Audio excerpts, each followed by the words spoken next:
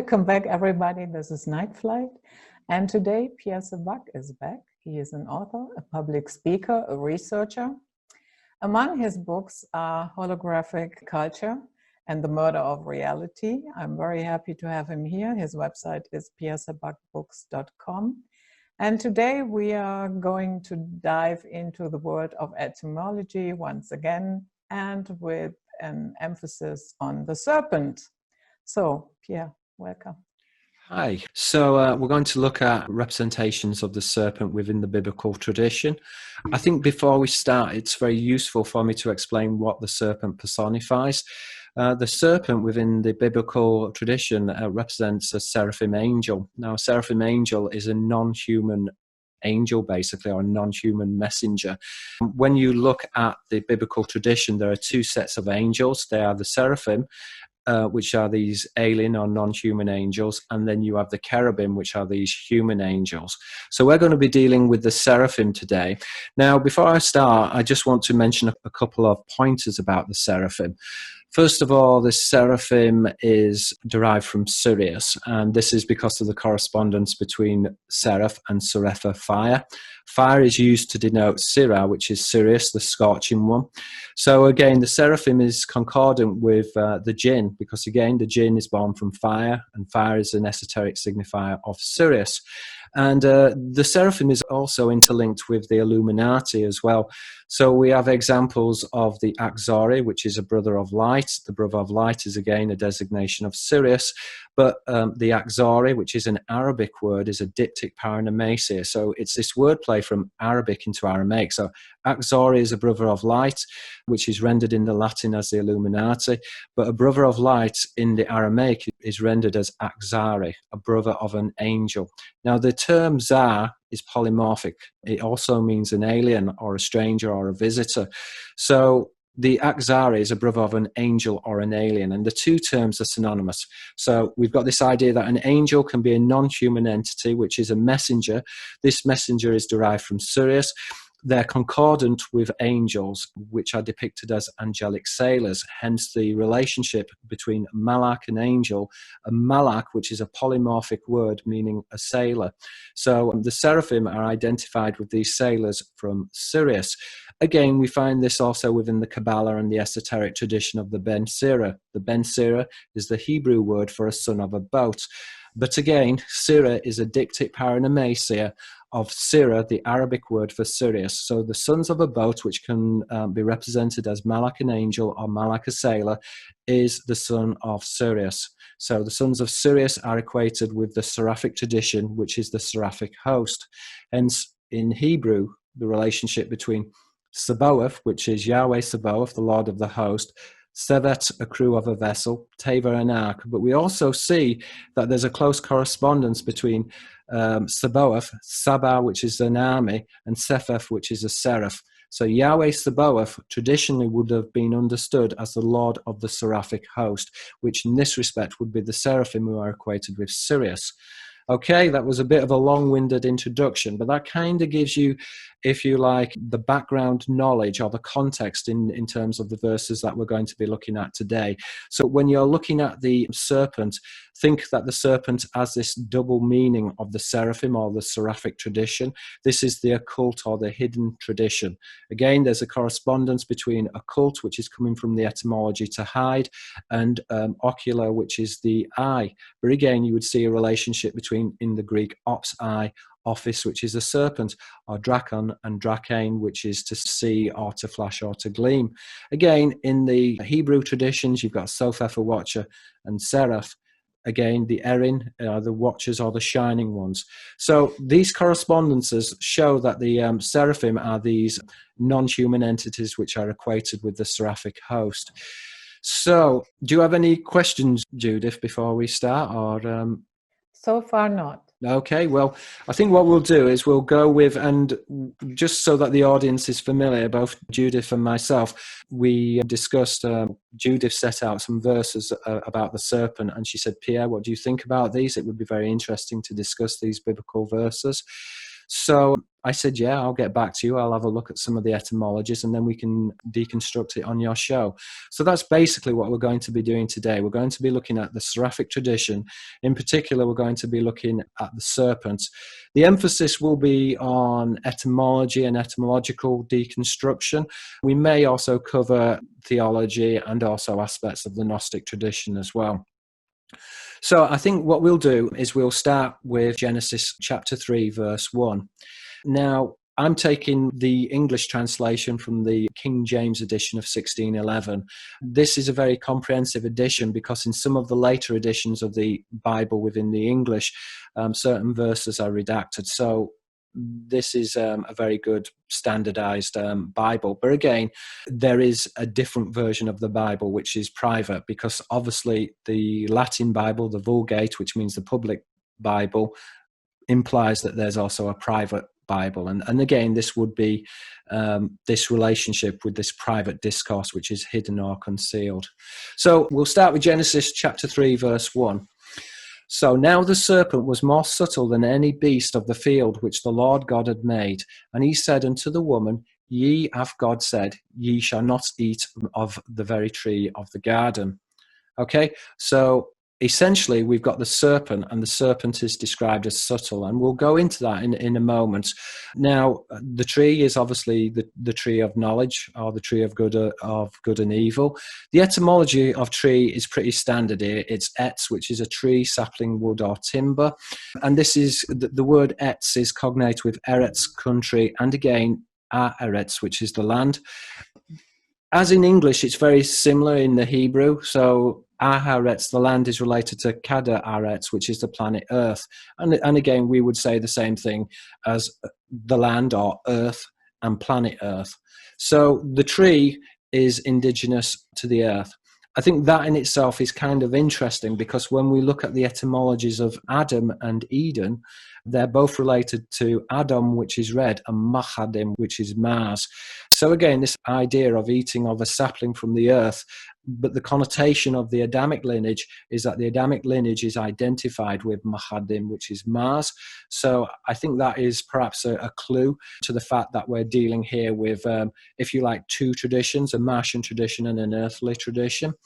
Now, going into the etymology of garden, the Hebrew word gan, which is garden, is related to the word ganan, which is to hedge or to protect.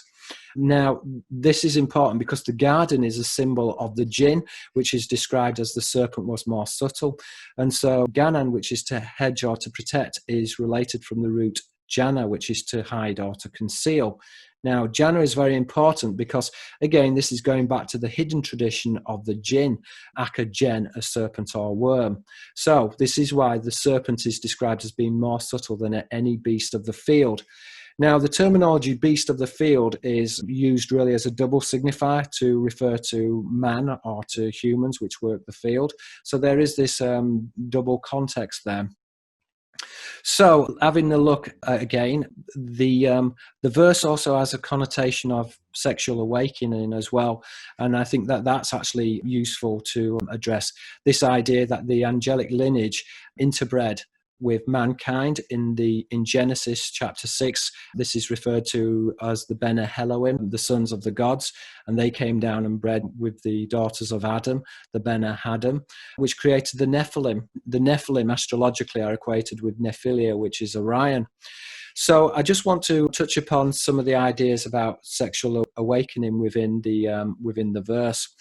So when we actually look at the word subtle, and this is connected to that the serpent was more subtle than any beast, at one level, this idea is that the serpent is a Ruach Elohim, or a high spirit, that is a materialization or an apparition. And again, this would be certainly contained within the etymology of seraph, a serpent, and shofar, which is an apparition.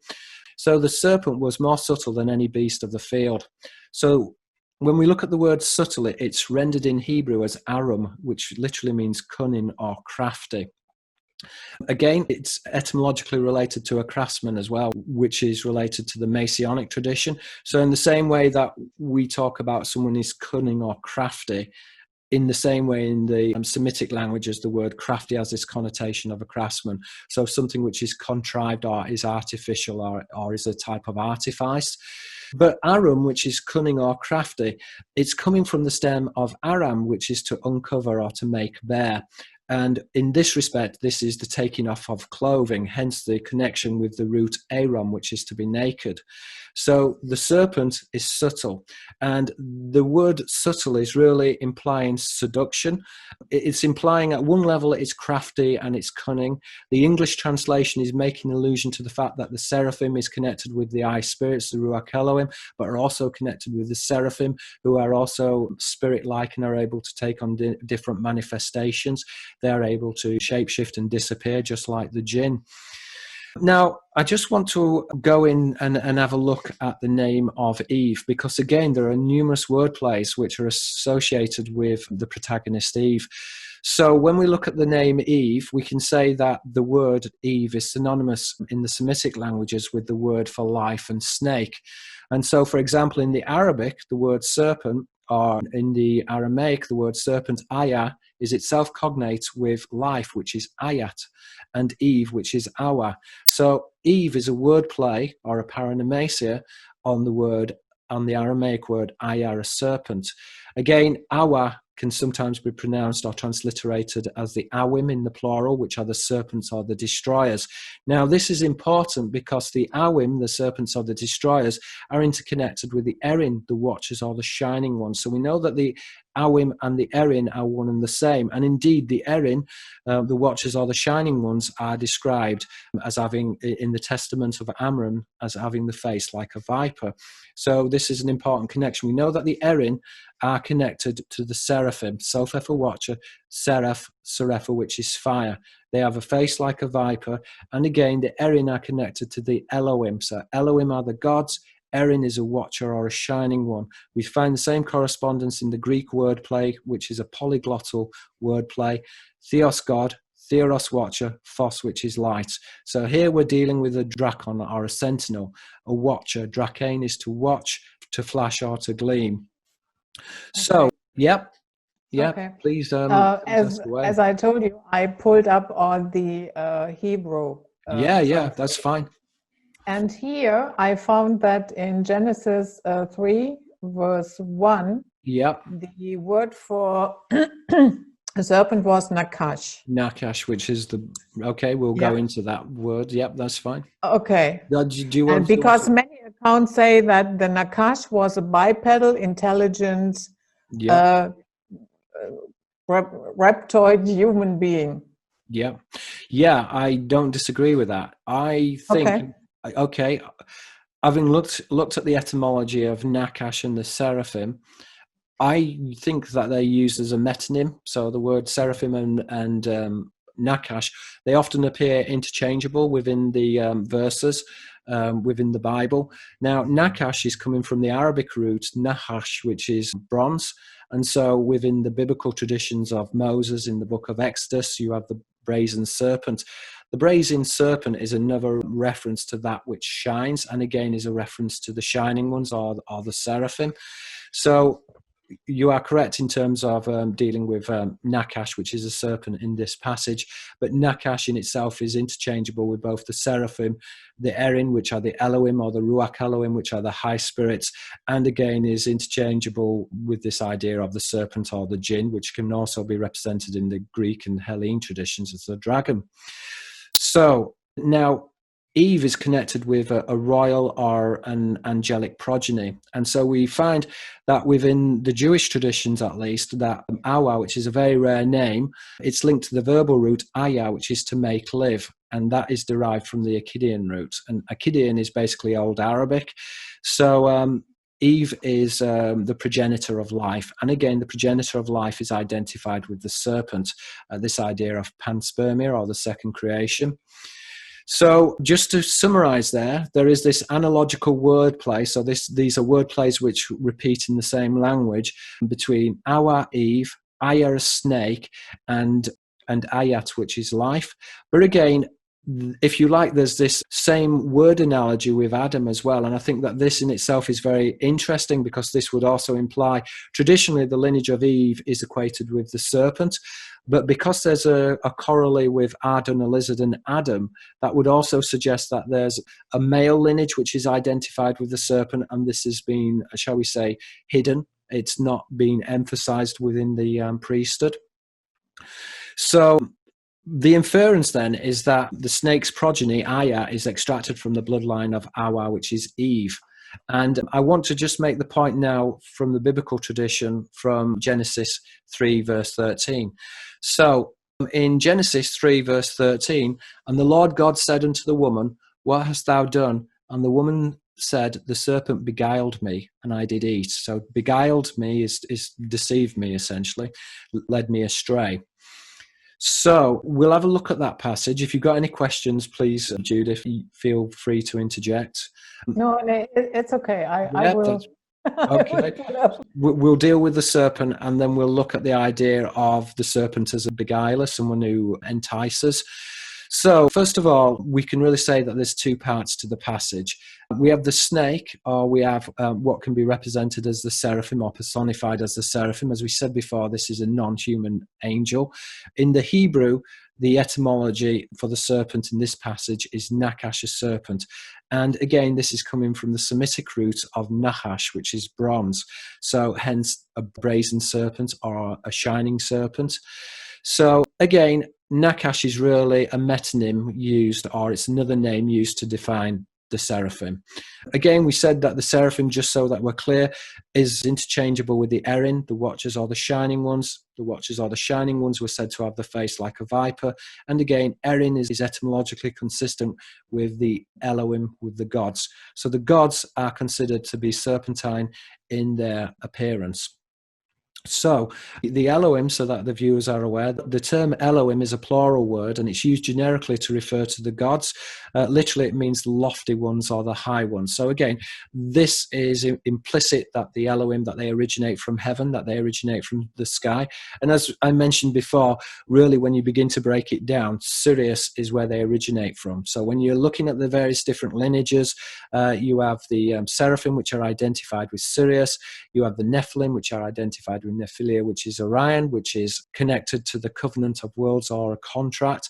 And then you've got the Pleiades, which are connected with this human element, which are the cherubim, which is the humanist tradition. Yep. Many say that this plural, Elohim, is a majestic plural, and that it's honorific. Actually, that it refers to only one God. What say you? What say me about that? I actually think it's context driven. So in some of the passages when the term Elohim is used, it's used to refer to an angel, such as a Malach Elohim. So a Malach Elohim is a high angel or a messenger Elohim. But sometimes Elohim can also be used in the plural sense, as in the congregation of the host, which we talked about, or which we emailed each other about. So yes, and that because the Judaic faith was enotheistic, and that essentially means that they had one God, but there were multiple Elohims, hence the Bene Elohim, the sons of the gods who procreated with the daughters of Adam. So the Elohim is both honorific and is used to define one deity, typically El specifically, but can also be used in a generic sense. And again, I think it also conveys this idea of, so if we're thinking about El, which is God or a deity, it conveys his greatness and his power. Remember that they grouped together the Yahweh Sabaoth, the Lord of the host. So when they were referring to God, they weren't just talking about God, hence the plural word. They were talking about God and his hosts. And if you had an argument with God, then you had an argument with his hosts, and that meant problems. And again, in the Middle East, you find this, that it was a matter that these different centers had sometimes different Elohims, but they were all identified with the host. So Baal is identified with Bahar, a sailor. Bahar, a sailor, as we said, is consistent with Malak, an angel, and Malak, a sailor. So again, we're seeing the same type of word plays and word analogies between the gods having these hosts, and these hosts originate from heaven. And again, it's fascinating when you actually go into the ufological tradition, or new ufology, as I describe it, which is the study of occult symbolism, which is essentially scaphology, the study of these angelic boats within the religious and mythological tradition. So anyway, in the passage of Genesis 3, we're dealing with Nakash, which is a shining one or a brazen serpent. The brazen serpent is another signifier of the Seraphim. Now, I'm just going to read the passage again so the viewers know what we're talking about. And the Lord God said unto the woman, What hast thou done? And the woman said, The serpent beguiled me, and I did eat. So, looking at the word beguile, what do we actually mean by the word beguile? Well, again, Nasha, which is really, again, in Judaic scriptures, they really like to, it's known as parallelism, and they tend to use a lot of words which are either direct word plays or words which sound similar to principal words which they're trying to emphasize or highlight. So, for example, we've got Nasha, to lead astray or to deceive or seduce. Again, this idea of Nakash is a seducer, and we're seeing that there's this etymological connection. Now, Nasha, which is to lead astray or to deceive or seduce, according to rabbinical scholars, is traced from the root nasa, to lift up or to carry, and is implicit of abduction, Aramaic nessa, to carry away. So the word is kind of working at multiple levels. At one level, this is a seduction, but this is also a heavenly seduction, which is equated with a heavenly offspring, which in the Greek traditions would be known as the sacred gamos. So we're dealing here with this idea. In the Roman mysteries, this would be the Nubagina, the offspring of the clouds. But again, Nubes, cloud, is a wordplay or a paranomasia on Nubia, which is to marry. So this idea that Eve is carried away. And again, we're seeing that there's an etymological connection between Nasha, which is to deceive, as we said, connected to Nakash, a serpent. But this idea that Nessa, to carry away, is identified with Nasi, an exalted one. And an exalted one is one who has been abducted or one who has been taken away. And again, it has connotations of lordship. Lordship is one who is born of a boat. As we said before, Malak, an angel, is Malak, a sailor, but is identified with Melech, which is a king, which is this noble bloodline. And so I want to draw, if you like, the audience's attention between Nasi, which is an exalted one, and Nasik, which is a prince. And Nasik, a prince, is related to Nakash, which is a serpent. So there are these, if you like, these correspondences. And so we'll look at this idea that the royal bloodline is equal to an angelic progeny. As we said before, Eve is related to Awa, which is coming from the old root for a serpent, and it has this connotation of life. But this is also a hidden bloodline, which is equated with a serpent or a supplanter within the biblical traditions. So when we look at the word place, for example, we find in the Semitic, Nasik, a prince, is closely concordant with Nakash, a brazen serpent or a shining one. But again, when we look at the Arabic, Sarif, a lord or a noble, is related to Seraph, a fiery serpent, or there's a close wordplay there, and this would be understood within the occult tradition. Again, in the Arabic, sultan, a power or a ruler, is a compound pun on tanim, which is a dragon. In the Hebrew, this tanim, the word dragon, is coming from the Hebrew root tan, which is a crocodile. So a dragon which looks crocodile-esque. And again, this idea that the serpent or the dragon can look like a crocodile, as in the traditions of Sobek, which was one of the Egyptian deities. Sobek is a wordplay in Sabaka, which is the morning star. So again, which would be Venus, signified by the dragon. It's actually very interesting because Venus is the brightest object in our solar system, with the exception of the sun. So Venus is used to denote Sirius. It's one of these, if you like, codifications of Sirius.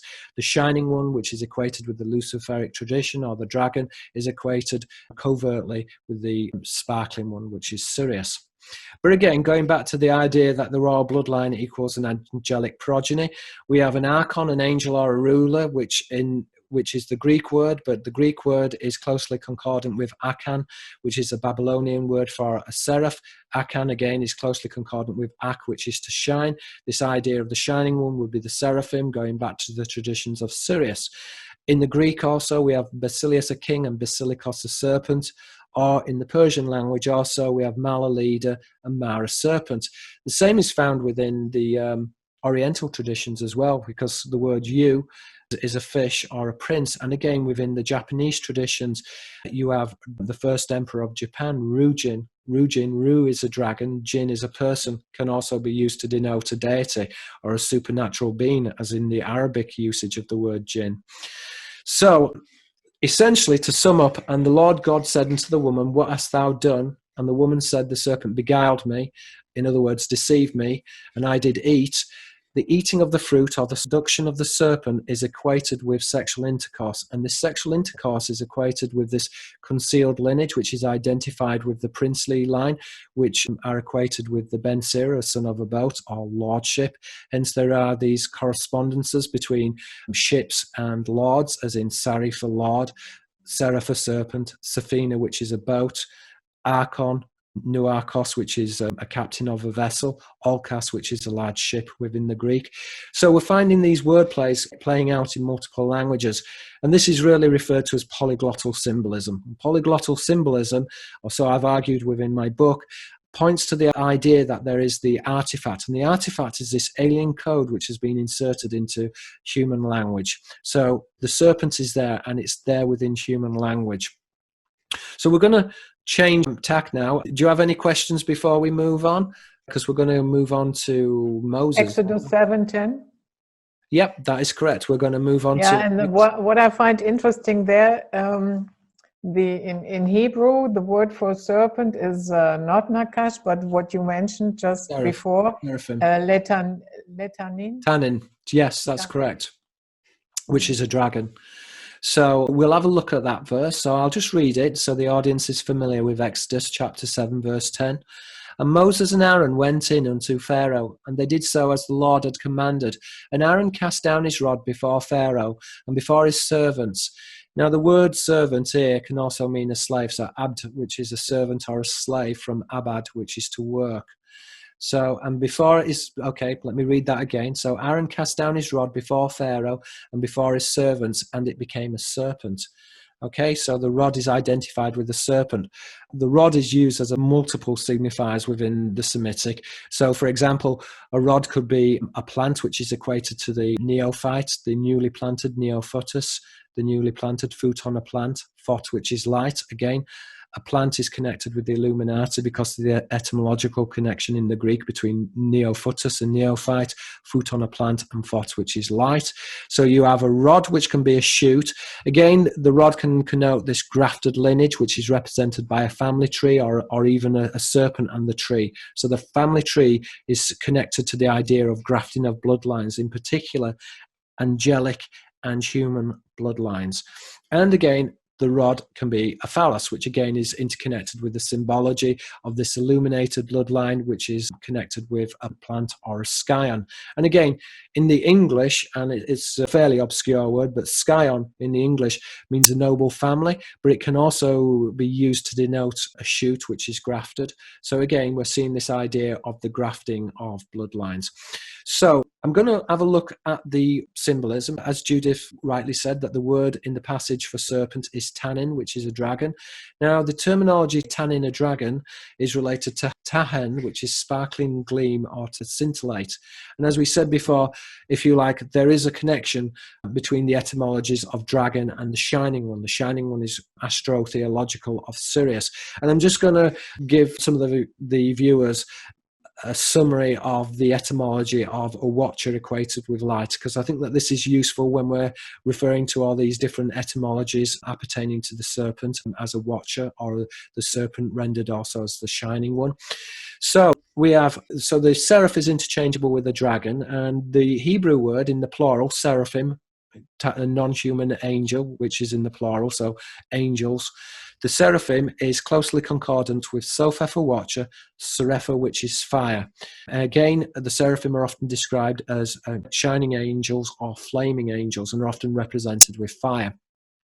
Now, in the Testament of Amram, we have what are known as the vipers, and they are described as which is a singular for a watcher or a shining one. in the plural, this would be erin. So a watcher, or a shining one, again, is coming from the etymology of or, which is light. In the Hebrew, the word for serpent, the generic word, nakash, a serpent, is also nakash, the shining one. As we said, it came from the etymology of nahash, which is the Arabic word for bronze, so the brazen serpent. But the terminology shining can be used because it's used in a figurative sense to denote something which shines, much like what we'd use in the English for the word golden. When we say, oh, the sun is golden, we really mean it's shining. We don't mean it's made out of gold. So it's used in that way. And then we have the dragon in the Arabic, which is tannin, a dragon, tahen, to gleam or to sparkle, and in the Greek, drakon, which is coming from drakain, to watch, but drakain is also from the root to flash or to gleam. So what we're seeing here are these polyglottal symbols. These are word plays which are found in the Hebrew, Arabic, and Greek, and they're uniformal. The idea is that the watcher is a shining one. The shining one is equated with Sirius. In the biblical traditions, we said Elohim is related to Erin, which is a watcher or a shining one, Awim, which are the serpents. Again, in the Greek, Theos, God, Theros, a watcher, Phos, which is light. But again, Theos, God, is closely concordant with Therion, which is a beast, which is, although it's a generic word used for beast, it's used in the book of Revelations to denote the serpent or the dragon. So again, this idea that the deities are identified with the watchers or a dragon is strongly emphasized both within the biblical and also the Greek and the apocryphal traditions. So I want to now just look at some of the words for rod. So I'm just going to read the passage again. So Moses and Aaron went unto Pharaoh, and they did so as the Lord had commanded. And Aaron cast down his rod before Pharaoh and before his servants, and it became a serpent. So we're going to look at the rod symbol.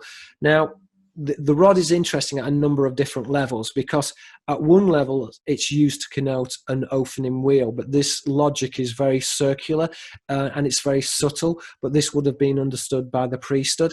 So I'm going to go into the etymologies. So the argument is a little bit, shall we say, a little bit complex, but the Hebrew word for rod used in this passage is matter, which is rod. Now, matter is polymorphic of matter, which is downward or beneath. So this idea that the rod is cast down. But we're seeing that the rod is really, can be considered to be a rod of death. It's a rod which is used to strike. And so we're seeing here the correspondence with matter, a rod, and mat, which is the verb to die. In Hebrew, mitter, which would be death. Okay, but mitter in Hebrew is polymorphic of a bed also, and so it has this kind of dual connotation. And this is, and particularly when you're dealing with supplanted bloodlines, this idea of death and then resurrection, but the resurrection of a new bloodline. And this is often equated with the sacred gamos, or sexual intercourse. So now, looking at the word to cast down, then this is very interesting because it's actually identified with the rod, which at one level can be understood to be a missile. And this is important because missiles were used to denote the opening wheels. It was another, shall we say, codified word used to refer to the wheels or the flying shields. So the term to cast down in Hebrew is shalak, which is to throw, to fling, or to cast down. And this is important because this is a wordplay on shaliach, which is an emissary. And shaliach, an emissary, is used covertly. And we're talking here about, this is ideoglossa or this is a private discourse, is used to denote an angel.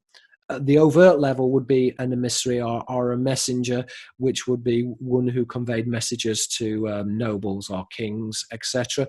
But underneath the coding, shaliach has this connotation of an angelic emissary. And this is important because shaliach, an emissary, is related to shalak, which is to throw, shelach, which is a missile, and shelach, which is a missile, is related to sila, which is a weapon. Now, again, sila informs the Latin word, and seal, which is the shield which fell from heaven. So these missiles typically were not the elongated missiles that we think of. What they were using as missiles were these shields, and they would contain hot sand, and they would be flung from catapults, and they would be these giant frisbees, and they would be able to destroy fortifications, sink ships, spread burning oil all over the place, and they were used very much like artillery. So when we're talking about the Lord of the host and the Lord of the, and we talk about in the Bible, for example, God or the Lord's shield, which is a type of aegis, we're actually referring to a carrier vessel. And this carrier vessel is equated with the angels and the host. So this is important. This is important to have in our mind, because when he's casting down the rod, which, as we said, matter, rod, is related to mat, which is death, but the etymology of casting down is related both to an emissary. An emissary is an angel, but this emissary is also related to a missile. The connotation here is that the Lord of the host, which are connected to these shields or these flying wheels, will destroy the Pharaoh. And again, this is reinforced by the serpent, because the serpent is a personification of the seraphim. So did that kind of make sense? There are more etymologies, but I'm not going to go into it because we run the risk of bamboozling the audience even more. But that's something which I'm going to be looking at in another book. That's something which I've been writing about for another book. That this information will be coming out in Angelic Invasion. But first of all, I've got to finish my fairy book. So I think Moses' name is very interesting as well. And I think we can delve into the name of Moses, because there are all kinds of word plays and connotations found within the name of Moses. So the Aramaic name Moshe, which can be rendered in English as Moses, in the narrative of Exodus means to draw out of water. Now, as I said, water is very important because it denotes lordship. It denotes one who is born of a boat. It denotes Malak, an angel, Malak, a sailor, Melech, a king. In English, we would say kingship. So one who is born of a boat. So straight away, we know that the prophet Moses is coming from this angelic lineage. And we know that he's from the tribe of Levites. The Levites, again, their etymology means to join. Now, my understanding of this, and again, this would be a grafted bloodline, my understanding of the lion and the signifier of the lion would be that there's a human lineage. This lineage is bred, but then is joined with the serpent, or is compatible with the serpent. So Moses came from the tribe of Levite, which is to join, and his name Moshe, which is to draw out of water. And again, this idea of being drawn up into heaven and the connotation of an angelic sailor is very important within the text. Now, the wording Moshe, which is Moses, comes from the Hebrew root masha, to pull out, and it is this signifier of an angelic sailor, one who is born of a boat. Now, phonetically, the transliteration masha, to draw out, is equivalent to the prime root nasa, which is to lift, Aramaic nesa, to carry away or to abduct. And as we said before, nesa, to lift. It reminds me a lot of NASA. It does, yes, but I'm not familiar with the etymology of NASA, but again, the etymology of Nazu and Naz and all of these are very important in Japanese. Nazi, which is a mystery. So Nessa, to carry away or to abduct, and again, to carry away or to abduct is a serpent, Nakash, a serpent. So we're seeing, if you like, following the bivarications or the splits, these are divarications, splits on the names of Moses, we're instantly seeing that Moses is equated with an angelic vessel, because the Moses as a baby is placed into a bulrush, into an ark or a vessel. And the wording for this ark or a vessel is teva. Now, teva, again, is related to Saba, which is an army, Sabaoth, which is the host, Yahweh Sabaoth, the Lord of the host. And as we said before, the host are equated to crew members, hence Sevet, which is a member or crew member of a vessel. So he's drawn out of water in a vessel or a carrier or a container, which can also be doubled as a boat. And again, there is this connotation that Moses is derived from this angelic lineage. And so when we look at the word teva, which is a chest, again, it's used very much in the Hebrew word like the English word vessel. So in English, the word vessel basically means a container. Could be used, for example, of a chest or a type of container or a receptacle, but it can also be used to denote a boat. And it's the same in the Hebrew as well. So teva, which is this chest, which is really a vessel or a ship or a boat. It has this idea of a carrier container. Something is a carrier or a vessel. So just to familiarize the viewers with Exodus chapter 2, verse 1 to 3, in which Moses is drawn out of the water, Moshe, which is to draw out of water. And when she could no longer hide Moses, she took him an ark of bulrushes and daubed it with slime and with pitch and put the child therein, and she laid it in the flag by the river bank. Okay, so again, this is really a signification here. It's codified signification that Moses is derived from Teva and Ark. This Ark is this angelic lineage, which is equated with lordship, one who is born of an angel or a boat. So now what's very interesting about Moses is that we could say that the insinuation is also that his lineage is derived from Noah as well, because what's very interesting is that Teva and Ark, which is used to denote a ship, which is also used to denote the Sabaoth, which are the angelic hosts, which are equated with these vessels, is also equated with the tradition of Noah. So, for example, in Genesis chapter 7, verse 1, we see that there's a relationship between Teva and Ark and Noah's Ark. So, and the Lord said unto Noah, come thou and all thy house in the ark, the word Teba, which is a vessel, and for thee have I seen righteousness, and before me in this generation. So Noah's Ark is essentially the same type of ark as Moses' receptacle in which the baby Moses was placed.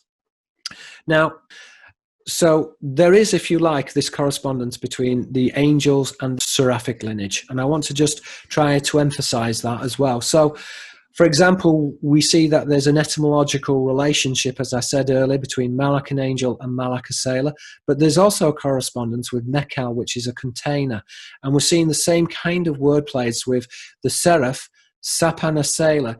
Now, although it may not sound very similar to the viewer, seraph with a f, morphologically, the p and the f are very closely analogous. So, for example, in English, pater, which is father, in English is rendered as father. So there is this correspondence. A seraph, Sapan, a sailor, and then you've got Safina, which is a ship. So again, the Seraphim are identified with this noble lineage, which is Sarif, which is a noble or a lord. So Moses, in the biblical tradition, he delivers his people from the Pharaoh. And I think that this is also another interesting idea, and it's certainly contained within the various wordplays. And I think that when you're looking at such a complex and rich history surrounding Moses, then we really need to look at the whole name of Moses, because it's very much threaded. It's almost like a rich tapestry, and the etymologies split and they branch. And in order to get a, shall we say, a much more richer interpretation and an understanding of the tradition, then you really need to go into the various different etymologies. And so we're going to now look at the idea that Moses is a deliverer. So Moses' name in the original text is clearly associated with Moses, to deliver, and Yesha, deliverance. Now this is very interesting, because Yesha, deliverance, is a diptych paranomasia, or it's a wordplay between the Hebrew Yesha, deliverance, in the Greek Jesus, Joshua in the Hebrew, or Yeshua, and the various different ways of pronouncing the name Jesus. So both Moses and Jesus are related theologically, and in some respects Moses is seen as being a proto-Messiah for his people, in the same way that Jesus also was seen as a Messiah. And I think that this is very important when we look at the name of Moses and how it interconnects with the etymology of Messiah. So esoterically, the deliverer is equated with the Messiah. Hebrew, Messiah, anointed, from Masarol descendant, and Iyah, of Yahweh. So the Hebrew word Messiah would be a son who is anointed, or of Yahweh. And so there is this idea of anointing, but one who is anointed is of Yahweh and is this royal descendant from a royal lineage. So in other words, this is a royal descendant which has, shall we say, the jurisdiction to rule. And this is important because with the Nephilim, for example, and with the various grafted bloodlines, they were unsanctioned. And because they were unsanctioned, they were wiped out by Yahweh. And again, this is going back to the enotheistic tradition, that there is a congregation of the host of the Elohim, and they reside within this congregation. It's almost like a political system in which the Elohim Yahweh is rendered as, if you like, the supreme God. And this is, Finish your sentence. Okay, I'll finish my sentence. And this is mirrored in heaven and earth. So we have a political system, and it's a monarchical system. One ruler, monarchos, arcane to rule. But this is mirrored from heaven. They also have one ruler, which rules over or presides over the host. So that's something which we need to consider when we're looking. So the governments of the earth are a mirror image. The ship of state, which is a reference to the angelic sailors, which is a reference both also to the classical tradition. Class is a naval fleet. Class, which is one who is born of a boat. That which is classified denotes class, denotes classes, which would be this angelic or naval tradition. So, did you have a point which you wanted to make? Yeah, where do they derive that right to rule from? Well, that was instituted by the Elohim. So, yeah, the right to rule was instituted by the Elohim. And again, that right hasn't always been accepted, because this has been behind pretty much all of the civil wars on the planet, because you've basically got the Republic. And Plato's Republic Challenge Convention. It said basically that you could have people who were not born of class, who were not born of a boat, to rule. You could have the common man who could rule. And he argued a meritocracy. And in actual fact, Zeno took it even further, because he was actually talking, Zeno was talking about the common man. And again, Zeno, Xenos, which is an alien, is an alien, as we said in Aramaic. Zar is an angel or an alien, is this angelic messenger. So we're not necessarily dealing with somebody who was foreign to the city of Citium, but we're actually dealing with an angel, with a being who originated from heaven. So yeah, the Republic was all about the split. Do men rule themselves?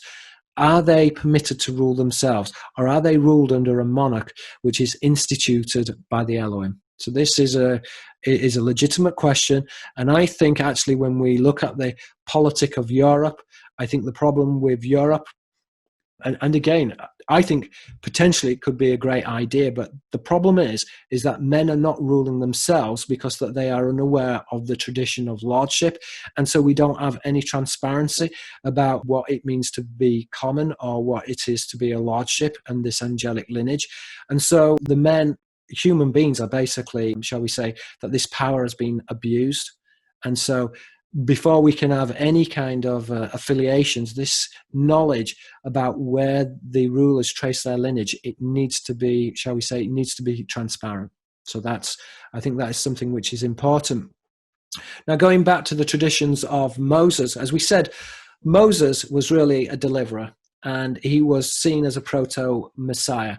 And again, this is fed into the traditions later, in which King David was this ideal king. He personified the righteous ruler, and the righteous ruler would take on the qualities of the Messiah, which the Jews were looking forward to, or are looking forward to. And obviously the Christians have said that the Messiah has already arrived. So the Messiah is the deliverer. Now, the Messiah is the anointed one. And as we said, the anointed one is Mas is a royal descendant. Er is of Yahweh, so a royal descendant derived from Yahweh, which is a royal descendant who has a jurisdiction to rule. Now, Mesa denotes crocodile fat. And again, the crocodile fat within the Egyptian mysteries appertains to Sobek. Sobek is a wordplay on Sabaka, which is the morning star. The morning star is the signifier of the sparkling one, or the shining one, the shining one. And again, Venus, it leads the way for Sirius within the sky. So again, it marks the position of Sirius. So it's used as this codified astrotheological marker of Sirius, which is equated with the Ben Sira, which are the sons of a boat. The sons of a boat are an angel. Ben Sira, Sira, Hebrew word for boat. Sira is the Arabic word for Sirius, this diptych paranomasia. So, yep. You mentioned the righteous ruler, but when I look back in history, I do not see one. I did say the personification of. Okay. Okay, I think we do really need to be careful. And I mean, when we look at the Bible, it's like a complete bloodbath, isn't it? It is really, yeah. It's pretty horrific, actually, because basically what you have, and they have the same, shall we say, they have the same political structure. And this political structure is still the same. We still have the ship of state. Gubernatio is to steer a boat, where we get the word government. The ship of state. And the ship of state is this mirror image of what the Elohim have, which is their ship of state, which equates to the host. So, yeah, we basically have the same system. This system has been running now unchallenged for thousands of years. I mean, it was challenged to a degree with the Republic, and that has led to, shall we say, greater transparency. And it's also led in the occult tradition to, shall we say, a much more pronounced split between the humanist tradition, which is knowledge derived from the cherubim angels, which are these human angels, and then the Seraphim knowledge, which is derived from these non-human angels. In the classical tradition, the Pythagorean Euclidean split. I talk about that in other lectures and things. So if anyone's interested about that, check out my YouTube channel. So now what's quite interesting about the word Messiah is that it is also connected to work as well. And work is very important. Again, we have this idea of the work of ages, and what could the work of ages mean?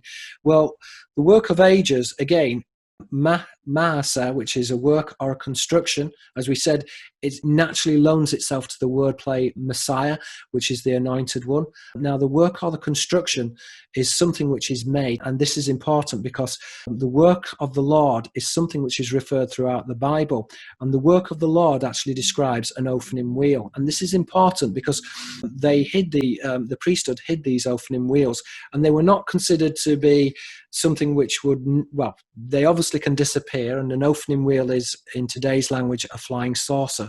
But the opening wheels were also physical works. They were something which were constructed. And so I just want to show you, and as I said before, this idea that Moses was equated with lordship, he was drawn up, he was a lord of a boat, is also found within the etymology of Moshe, Messiah, which is the anointed one, the Messiah, and we're seeing that Messiah is also equated with Maasa, which is a work or construction, which is denoting a work of the Lord, which is an opening wheel. So I'm now going to read you Ezekiel chapter 1, verse 16. This is my own translation, which I wrote in my book, Holographic Culture. So the appearance of the wheels and their construction was like the color of beryl. Now, this is a polymorphic word, beryl. In the Semitic, beryl, Tarshish, can also mean a ship. So again, this idea that the wheels can be used to convey a carrier or a ship is insinuated within the passage. And their appearance and workings, Masa, was as if it were a wheel in the center of a wheel. So the opening wheels, in today's parlance, a flying saucer. And again, they are described within contemporary accounts that the flying saucers are constructed as a series of wheels or cogs. And again, the cog is very important within the Judaic occult esoteric tradition. And again, within the Islamic tradition, you will often see Islamic verses inside of a cog. A cog is a wheel, which is a carrier of an angel, which are these vessels which are said to be constructed. And this is important. These are physical objects. And again, this idea of the Elohim, that they're physical and alive, are found in the etymology of the Elohim, the high one, but Elakeh is a high creature. Okay, it can be translated as a living God, but can also connote a high creature. In today's language, we could translate this as an extraterrestrial biological entity. So the Elakeh are a high creature, but they have this ability to dematerialize, and so they are also paired with the Ruach Elohim, the high spirits. So the Elakeh are one and the same with the high spirits. And again, this is because they are the masters of waveform. They have deconstructed reality, and they've deconstructed the spiritual realm, the physical realm, and they've deconstructed the interdimensional realm as well, which in the Greek tradition would be Pythagoras' monochord, which is the string which intersects between all realms, between the lowest note is physical vibration, which is matter, and then the highest note, which is spirit.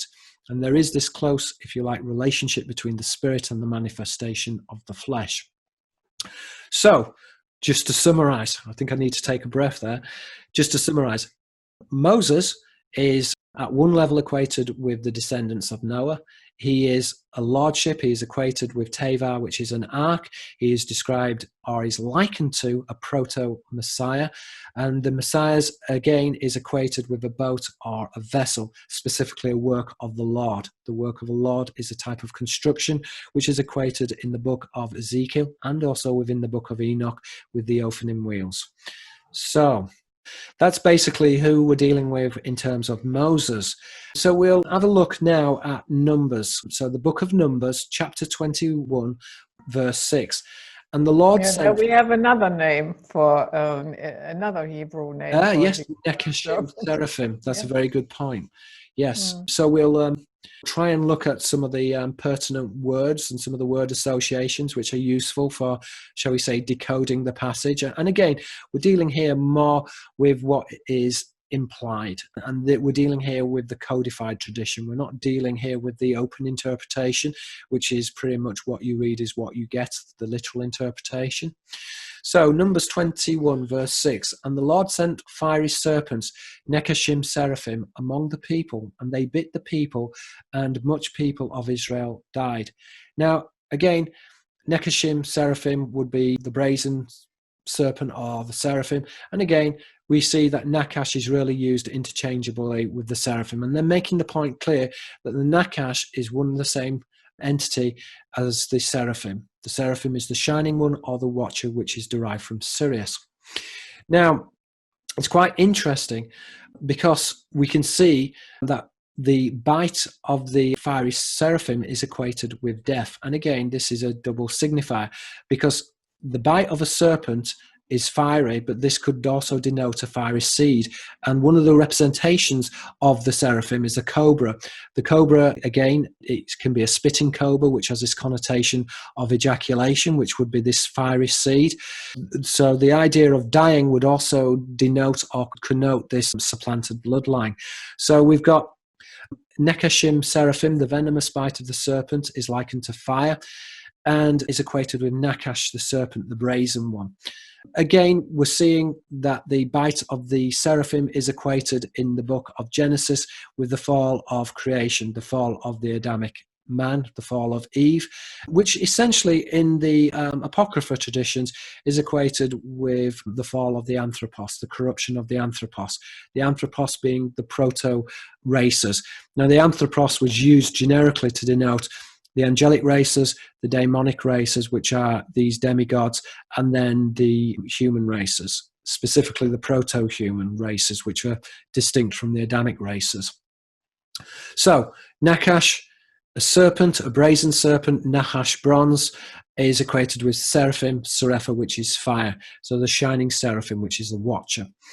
Now, I think what's very interesting about the seraphim and the tradition of Moses and the biting of the seraphim equated with death is that we're also finding correspondences within the Islamic tradition as well. And I'm going to just read you a couple of passages, one from the Quran and one from the Hadith, which is the Islamic tradition, because again, this idea, you know, when we're dealing with the seraphim, we're dealing with a paradoxical race. At some level, the seraphim are described as the jinn, and the jinn are born from fire. And again, seraph and shofar, which is an appearance, denotes the serpents. Ayah, a serpent, ayah, which is an appearance. So they are, if you like, this duplicitous race. They can dematerialize, but they're physical entities. And therefore, they can have physical offspring. They are able to procreate with humans. And again, they can also be destroyed.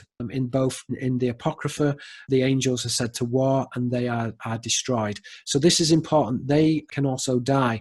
From what we know about the jinn have a longer life expectancy. And this, if we read the Apocrypha, it tells you why, because they have mastered matter. And what that really means is that they are represented as builders. And again, the wordplay on angel, malak and angel, according to rabbinical scribes, is coming from amar, which is to construct or to command. Again, the connotation is of a builder. And so the angel can be deemed as a builder, which is this genetic engineer. In the Greek tradition, the demiurge, demiurgos, which is a public craftsman or a genetic engineer. So, sorry, I digressed a little bit there, and it's very easy to digress in this subject because there are so many different branching comparisons and there's so many different ways that you can actually take this. So when we're dealing with the Neshakim Seraphim, and we're dealing with this idea that the serpent can bite, I'm just going to read you Numbers again, and then we can compare them with the Islamic verses, and I think that the viewer will find this very interesting. So to quote once again, Numbers 21 verse 6, and the Lord sent fiery serpents, Nekashim Seraphim, among the people, and they bit the people, and much people of Israel died. Okay, that's the King James's version of the Bible, so the English is a little bit different. The expression, the idioms are a little bit different. from modern English. So let's have a look at the biting of the serpent, which again is going back to the Seraphim, is also implied within the Islamic tradition. So we're now going to look at Surah Al-Anfal, which is battle gains. In verse 12 to 14, the host is actually featured as killing the disbelievers. So Muhammad writes, "Your Lord revealed to the angels, I am with you, give the believers firmness. I shall put terror into the hearts of the disbelievers, strike above their necks and strike their fingertips. That was because they opposed God and his messenger. And if anyone opposes God and his messenger, God punishes them severely. That is what you get. Taste that, and the torment of the fire awaits the disbeliever. It was not you who killed them, but God. God is all-seeing and all-knowing." Okay, so this idea that God and his host can take out or can strike at the non-believer, or those people who are unwilling to take on or regard the message of Muhammad, is an idea which is really going back to the Pentateuch, to the Torah, in which the people of Moses, those who disbelieve Moses or disbelieve the prophet, they are punished severely. So this is an important point to make. Now, Muhammad, although he was, shall we say, at a theological level, this is making reference to Moses and the Nakash and the brazen seraphim, and the fact that the non-believers pertaining to Moses, that they were killed by the seraphim. He's actually making allusion to something which is a little bit more recent within the Quranic tradition. So, in Surah 8, Muhammad cites Allah's ultimate superiority, in which God is not above killing and using his army to rout or depose his adversaries. The Islamic analyst al-Bukhari archives the presence of the angelic host and their destruction at Badr. Badr means full moon. I think Bukhari is kind of interesting because this is coming from a root meaning smoke. And again, smoke can connote the jinn, and it's a special type of wordplay. It's a clayleptical symbol. So, for example, the word Bukhari, if you rendered this as another word within Arabic, you get the word dukan, smoke, which is a wordplay on the Greek drakon. It's a diptych paronomasia, a wordplay from the Arabic into the Greek.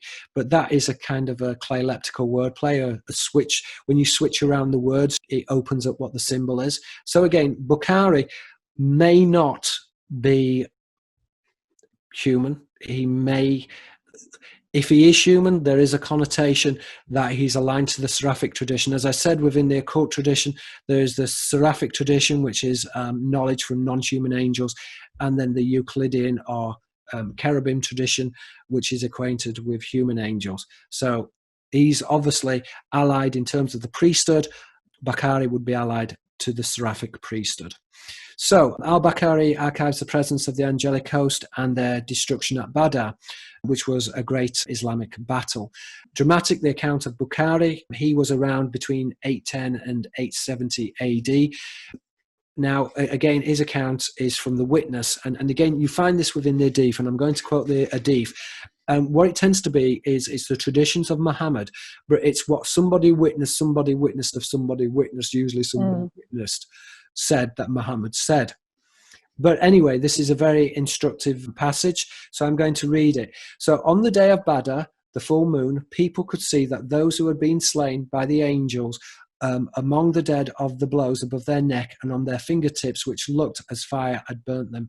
So I'll read that again, but that's very important because this actually tells you how angels can kill humans. So any ufologist who is interested in humans which have been found mutilated and is inexplicable, then you need to go back to some of these occult traditions because, again, they give insight. So on the day of Badr, people could see those who had been slain by the angels among the dead by the blows above their necks and on their fingertips, which looked as fire had burnt them. So again, whether that was some kind of electrical charge is difficult to know. Now, I think the quotation from Bin Anas is drawing upon the same tradition as the one found in the Quran, as what we cited earlier about people who died in Surah 8. So intriguingly, in both accounts, the victims of aggression attributed to the angelic order possesses blows above their necks and strange marks on their fingertips that resemble burns. Perhaps unique in occult literature, the Quran and the Hadith are an early source of the vampiric tradition and is one of the first accounts reporting the pathology of a victim of an alien or an angel. Now, we use that term because in the Aramaic, Za, an angel, is polymorphic of Za, which is an alien. And again, Za also in the Hebrew connotes Kazar, which is used to denote a spaceman or an alien. Kazar, in this respect, would be K, which would be living, and Za, which is an alien. But again, K, which is living, can connote the Elake, which is a high creature. A high creature are also concordant with the Ruach Elohim. They can dematerialize. They are the high spirits. So we're dealing here with the Elakeh, a high creature, which specifically is an Elohim. So this is a living creature, and this is important. And I think also within the biblical translation of the idea that God is a living God, it's denoting this idea that he's alive, and it has this connotation of a physical being. So, in the light of cattle and human mutilations linked to the UFO phenomenon, the descriptions offered in the Quran and its complementary text, the Hadith, provides valuable resource, as I said, for this tradition in terms of how the aliens work, in terms of their modus operandi. Now, there are similar accounts also found within the Bible as well. And so I want you to think of that when we're talking about this idea of burning, which is kind of scourging and removing the problem or removing the cancer, this idea of burning also has this idea of the seraphic host. So when we think about burning or destroying, we need to have in the back of our minds this idea that we're dealing with the seraphim. So I want to now return back to the Pentateuch, and I want to look at the book of Numbers, chapter 11, verse 1 to 3. Moses writes, "And when the people complained, it displeased the Lord, and the Lord heard it, and his anger was kindled. And the fire of the Lord burnt among them and consumed them, that they were in the uttermost parts of the camp. And the people cried to Moses, and when Moses prayed unto the Lord, the fire was quenched, and he called the place Taberah." This is a Hebrew word meaning burning, because the fire of the Lord had burnt amongst them. So again, we're seeing, if we're comparing all the traditions together, we can see that God can scourge his people if they disbelieve through fire. We can see that the seraphim are often described as a poisonous serpent and therefore can kill through their venom or poison. This idea of poison is also used in the occult tradition to denote ejaculation, so this idea of usurping a lineage.